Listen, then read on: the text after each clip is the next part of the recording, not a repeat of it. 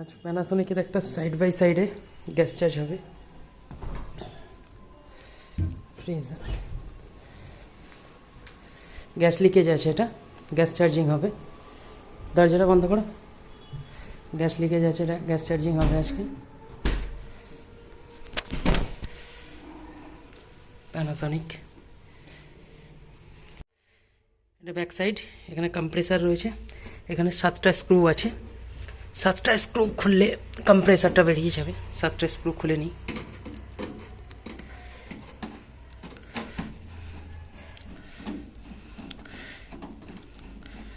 আমি স্ক্রুগুলো খুলে নিই, তারপরে দেখাচ্ছি। স্ক্রুগুলো খোলা হয়ে গেছে। এটা এখানে দুটো লক থাকে, জাস্ট এরকম লক করা থাকে। এটা পুল করতে হবে উপর দিকে, পুল করলে এটা বেরিয়ে যাবে। জাস্ট সাইডে রেখে দেবো। আচ্ছা, মেশিনটার প্রবলেম হচ্ছে মেশিনটা আগে একবার গ্যাস চার্জ হয়েছে, বাট এটার যে জলের যে পিজি পাইপটা আছে, যেটা জলে চোবানো থাকে, এটার এই জায়গা থেকে একটা লিকেজ আছে। তো আজকে আমরা কি করব, এই পাইপটাকে চেঞ্জ করব, দেন কন্ডেন্সার কুলিং কয়েলটা একটু ফ্লাশিং হবে, দেন গ্যাস চার্জ হবে। এটা ড্রায়ার ফিল্টার রয়েছে, ঠিক আছে। তো আজকে থাকুন ভিডিওতে আমাদের সাথে, আমরা পুরোটা করে দেখাবো। তো এটা চেঞ্জ হবে, দেন এটা চেঞ্জ হবে ড্রায়ার ফিল্টারটা, আর কুলিং কয়েল আর এটা ফ্লাশিং হবে। এটা ইনভার্টার মডেল আছে। আগে আমরা ডিসচার্জটা খুলে নেব, দেন এই পাইপটা এখান থেকে ডিসকানেক্ট হবে। নতুন করে যে পাইপটা দেওয়া হবে সেটা কপার করে দেবো, দিয়ে নতুন 316 পাইপটা সাইজিং করে নিয়ে এর সাথে একটা ওয়েল্ডিং করে দেবো। আর এটা কম্প্রেসার এখান থেকে গোটাটাই চেঞ্জ হবে। চেঞ্জ করে ভালো করে ফ্লাশিং করে কুলিং কয়েলটাকে ফ্লাশিং করে তারপর হবে, ঠিক আছে। আমি এই রিপিটগুলো খুলে নিই। এই রিপিটগুলো খুলে থাকুন ভিডিওতে। ডায়ারটা কাটবো এবার।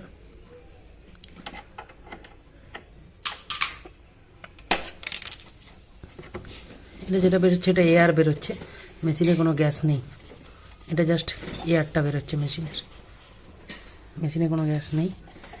খুলে নেবো এবার একটা একটা করে। সাকশনটা খুলে নেবো। এখানে রিপিটটা খুলবো।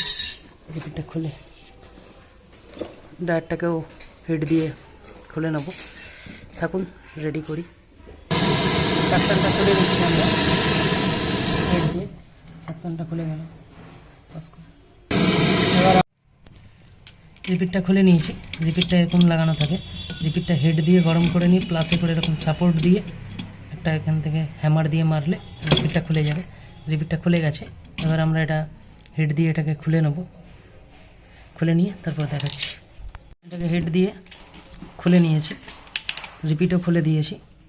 এবার এটার সাথে নতুন করে পাইপ কানেক্ট হবে। পাইপ কানেক্ট হয়ে নতুন করে পিজি পাইপ বানাবো, কপার পাইপের 316 বানিয়ে এক মুখ সাইজিং করব। এখান থেকে একটা পাইপ কাটা দিয়ে কেটে নিয়ে সাইজিং করে ওয়েল্ডিং হবে। আমি পাইপটা রেডি করি, আপনারা ভিডিওতে থাকুন। পাইপটা রেডি করে নিই। এটা কোম্পানির সাথে ছিল, এটা কোম্পানি দেওয়া ছিল। এটা এই জায়গাটাতে জং পড়ে ড্যামেজ হয়ে গেছে। তার পরিবর্তে আমরা কপারটা ইউজ করব। কোম্পানির মতো বেন্ড দেওয়ার একটা চেষ্টা করেছি আমি। কোম্পানি যেরকম বেন্ড দিয়ে রেখেছিল ওরকম একটা চেষ্টা করেছি। এটা 5 ফুট লেন্থের একটা কপার পাইপ আছে। এটা কম্প্রেসারে ডিসচার্জে কানেক্ট হবে। এখানে এই মুখটা আমরা সাইজিং করে নিয়েছি। এটা 316 সাইজিং করা আছে। এটা এখানে কানেক্ট হবে। আমরা ফিটিং করে নিই, তারপর দেখব, ঠিক আছে। এটা ছিল, আর এটা আমরা বানিয়েছি কভার পাইপ দিয়ে। এখানে ওয়েল্ডিংটা করা হয়ে গেছে। এটা কোম্পানিরটা এমএস, আমরা কপার।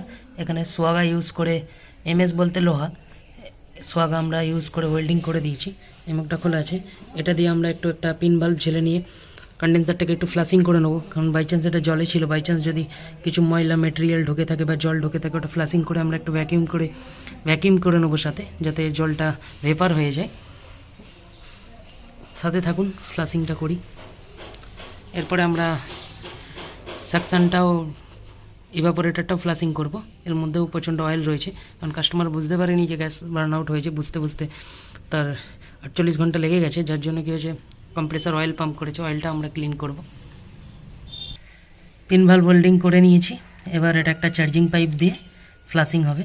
ফ্লাশিং হয়ে এখান থেকে মেটেরিয়ালটা আউট হবে। সাথে থাকুন, ফ্লাশিংটাও করব।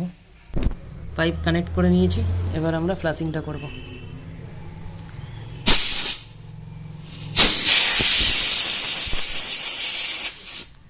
এটা ব্যাস ছেড়ে দাও।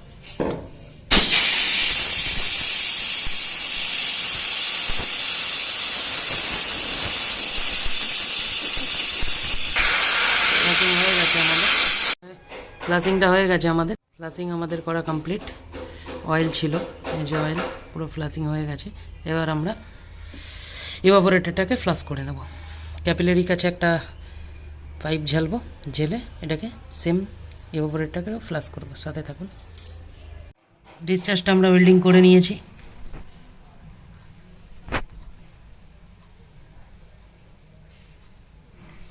এবার আমরা ডিসচার্জটা কমপ্লিট। এবার আমরা ফ্লাশিংটা করব সাকশানের থেকে। এটা থেকে ইন করাবো, এটা থেকে আউট করাবো, ইভাপোরেটরটা ফ্লাশ হবে। একটা 1/4 পাইপ অলরেডি আমাদের কাছে এরকম ফ্লারিং করে রেডি করা থাকে ফ্লাশিংয়ের জন্য। এটার সাথে আমরা ক্যাপিলারিটা ওয়েল্ডিং করে নিয়েছি। এবার এখান থেকে আমরা প্রেসার দেবো, এখান থেকে ফ্লাশিং হবে। ফ্লাশিং স্টার্ট করেছি।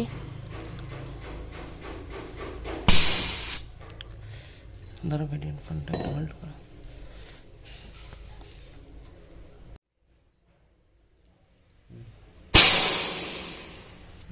কত অয়েল উঠেছে, মেশিনে অনেক অয়েল রয়েছে। এটাকে আমরা ফ্লাশিং করব এরকমভাবে।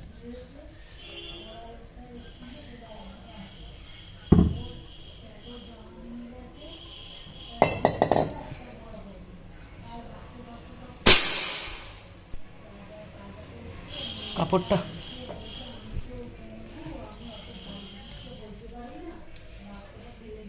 সাকশনটা আমরা ওয়েল্ডিং করে নিয়েছি, সাথে ডায়ারও রেডি করে নিয়েছি ওয়েল্ডিং করে। ঠিক আছে, ডায়ারও ওয়েল্ডিং করে রেডি করে নিয়েছি। এবার এটা এই মুখে ওয়েল্ডিং হবে, দেন এটা এই মুখটায় ওয়েল্ডিং হবে, এটা এই মুখে ওয়েল্ডিং হবে। দেন আমরা ভ্যাকিউম করব। এখানে আগে যে গ্যাস চার্জ করতে এসেছিলো সে চার্জিং পাইপ লাগিয়েছে। যদি 600-এর মেশিন রয়েছে, 600 আমি আর নতুন করে চার্জিং পাইপ ঝালবো না, আমি এটা দিয়ে গ্যাসটা চার্জ করব। এটা দিয়ে চার্জ করার পর গ্যাস চার্জ হয়ে গেলে এটাকে পিঞ্চ করে এটা আমরা কেটে বাদ দিয়ে দেবো। কারণ আমি রুলসে চার্জিং পাইপে 600 ইউজ করি না, 600-এ আমরা পিঞ্চ করে দেবো সবসময়। কারণ 600-এ ভ্যাকুমে প্রেসার থাকে, মাইনাসে প্রেসার থাকে, কিন্তু একটু চাপাচাপি পিন চাপলে এয়ার টেনে নেওয়ার চান্স আছে। যার জন্য আমরা চার্জিং পাইপ ইউজ করবো না, charging pin NRV valve use করবো না। যদিও এটা আগে যে করেছিল সে লাগিয়ে রেখেছে, আমি আর এটা খুলিনি। এটা দিয়েই আমরা গ্যাসটা ভ্যাকিউম করে গ্যাসটা চার্জ করব। চার্জ হয়ে গেলে দেন আমরা এটাকে পেঞ্চ করে কেটে নেবো, এখান থেকে দিয়ে ওয়েল্ডিং করে নেবো। সাথে থাকুন, ডায়ারটা ওয়েল্ডিং করে নিই, তারপরে দেখাচ্ছি। ডায়ার ওয়েল্ডিং হয়ে গেছে আমাদের, খুব সুন্দরভাবে ওয়েল্ডিং করে দিয়েছি এটা। দেন আমাদের ভ্যাকিউমের জন্য মেশিন রেডি, সব লাইন কানেক্ট হয়ে গেছে, ভ্যাকিউমের জন্য রেডি। ভ্যাকিউম আমরা কানেক্ট করে নিয়েছি কম্পাউন্ড গেজে। এটা আমাদের ভ্যাকিউম, আমরা 20 মিনিট ভ্যাকিউম করবো এই মেশিনটাকে। তো ভ্যাকিউমটাকে এখন অন করে দেব।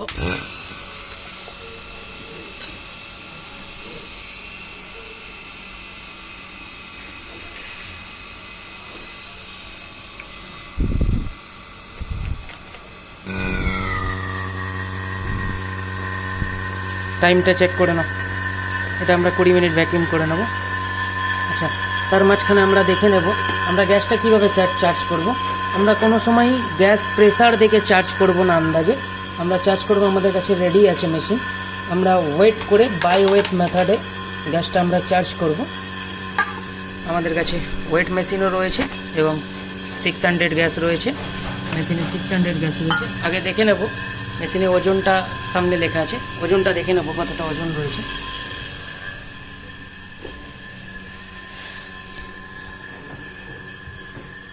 ধরো মেশিনটা এগিয়ে আসছে,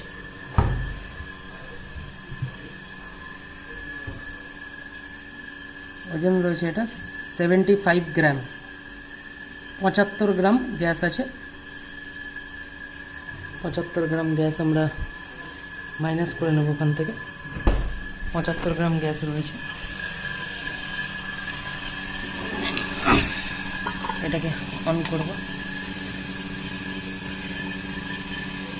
টিয়ারটা টিকে দেবো একবার, 00। 293 গ্রাম গ্যাস রয়েছে সিলিন্ডারে। তো আমরা এটা মাইনাস করে নেব, -75। তো 293 - 75 218 থাকার কথা। তো এটা আমরা ওজনটা করে নিলাম আগে। চার্জটা কি করে করব, এটা আমরা যে চার্জিং পাইপটা আমার ইউজ করছি আমি, এটার আমার একটা হিসাব করা আছে যে এটাতে 600 গ্যাস এক পাইপে কতটা ধরে। তো আমার এটাতে মোটামুটি 11 গ্রাম মতো আসে এক পাইপে। তো আমাদের এটা 75 আছে। তো এটা মোটামুটি আমরা ওই 6 পাইপ দিয়ে একবার ওজন করে নেব, ওজন করে নিয়ে বাকিটা আবার দেখে নেব কত গ্রাম বাকি আছে, সেই অনুযায়ী চার্জ করবো। তো কোম্পানি হিসাবে একদম পারফেক্ট ওজনেই গ্যাসটা দেওয়া হবে। তো সাথে থাকুন, ভ্যাকিউমটা কমপ্লিট হোক। ভ্যাকিউম চলছে এদিকে, ওজন করা হয়ে গেছে আমাদের সিলিন্ডারে গ্যাস, খুব সুন্দর করে সব কানেক্ট হয়ে গেছে অলরেডি। ভ্যাকুম 20 মিনিট কমপ্লিট হয়ে গেছে। ভ্যাকিউমটা এবার আমরা বন্ধ করব।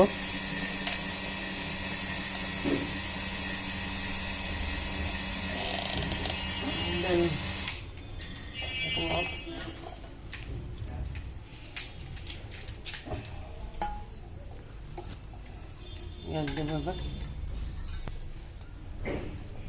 নিয়ে নেব।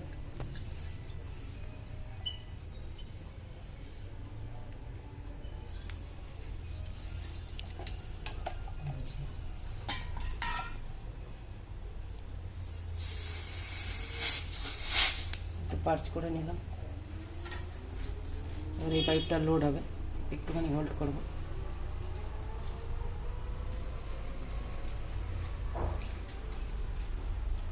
দশ 20 সেকেন্ড হোল্ড করার পরে পাইপটা গ্যাসে লোড হয়ে যাবে। দেন পাইপটাকে বন্ধ করে